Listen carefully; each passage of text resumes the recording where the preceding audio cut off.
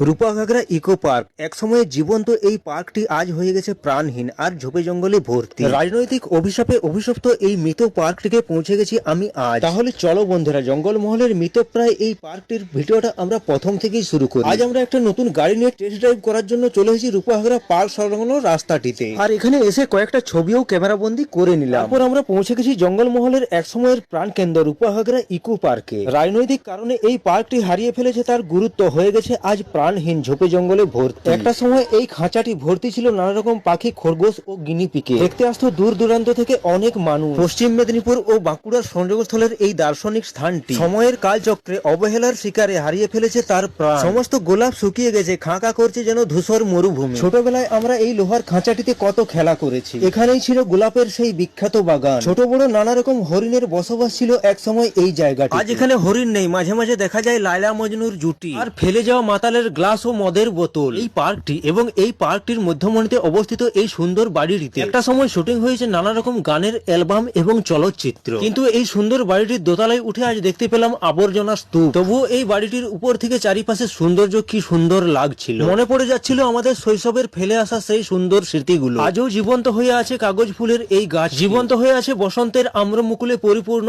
এই আম গাছ। শুকনো খরগোশ গাছগুলির মতোই শুকিয়ে গেছে সবুজ এই পার্কটির প্রাণ। জানি না ভবিষ্যতে এই পার্কটি তার সৌন্দর্য আদৌ ফিরে পাবে কি না। ভোটের রাজনীতিতে মত্ত বর্তমান রাজনৈতিক দলগুলো ভুলেই গেছে এই দার্শনিক স্থানগুলোর মহত্ব।